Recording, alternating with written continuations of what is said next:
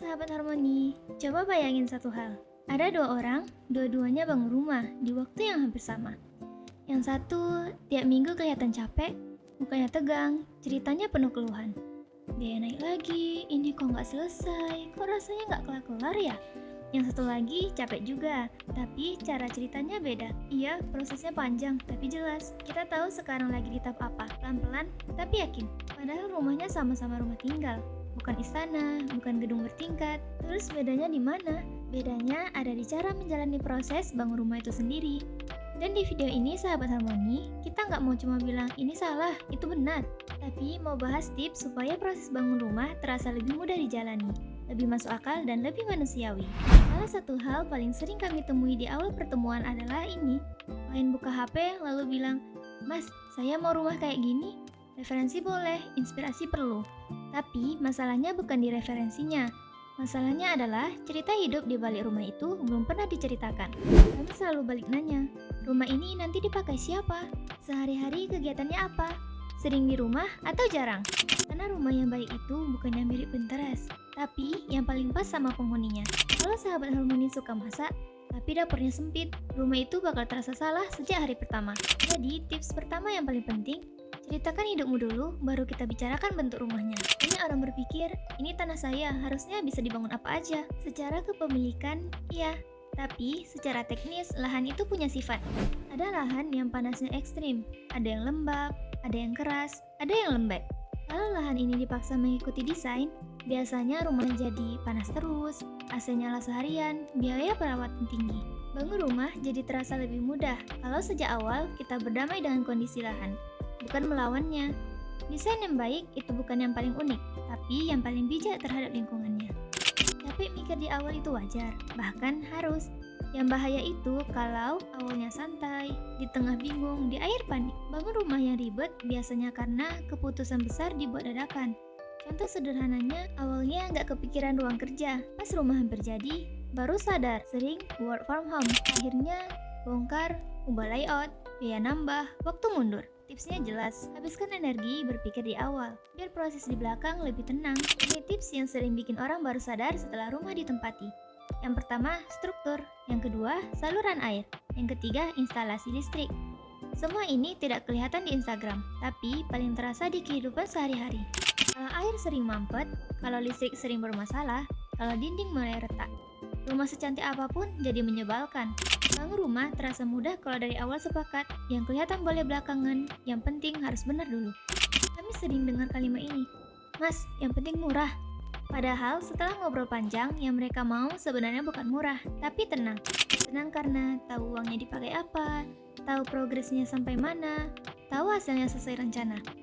Bangun rumah jadi berat kalau setiap minggu isinya kejutan. Tips pentingnya, biaya yang jelas lebih menenangkan daripada harga yang kelihatan murah. Banyak konflik bangun rumah, bukan karena niat buruk, tapi karena miskomunikasi. Kirain udah termasuk, oh saya pikir beda. Kalimat ini kelihatannya sepele, tapi efeknya panjang. Bangun rumah terasa lebih mudah kalau semua dibicarakan, dicatat, disepakati. Komunikasi itu bukan basa-basi, tapi alat kerja utama. Ada fase bangun rumah yang kotor, ada yang berisik, ada yang bikin gak nyaman dilihat, dan itu normal. Yang bikin orang stres adalah mengira semuanya harus mulus dari awal sampai akhir. Padahal bangun rumah itu seperti proses hidup. Gak selalu rapi, tapi bisa diarahkan. Kalau alurnya jelas, fase capek itu pasti bisa diterima. Bangun rumah itu bukan transaksi singkat, ini hubungan panjang. Kalau partnernya cuma datang pas tanda tangan, lalu susah dihubungi, prosesnya pasti berat. Partner yang baik itu mau dengerin, mau jelasin, mau bertanggung jawab. Tips terakhir ini krusial. Jangan cuma pilih jasa, pilih orang yang mau jalan bareng kamu.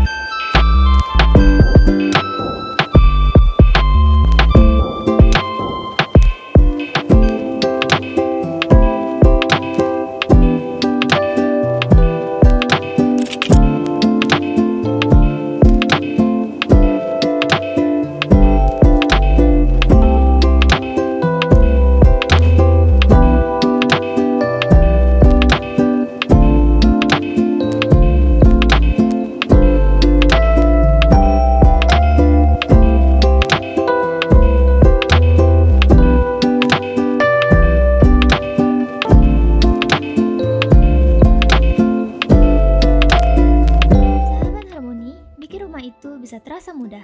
Bukan karena tanpa capek, tapi karena capeknya terarah dan masuk akal. Kalau prosesnya jelas, keputusan dibuat dengan tenang, dan partnernya tepat, rumah akan terasa menyenangkan bahkan sebelum dihuni. Kalau sahabat harmoni ingin bangun rumah tanpa drama berlebihan, proses yang jelas, dan pendampingan dari awal sampai akhir, Harmoni Graha Kreasi siap jadi partner perjalanan rumah impian kamu.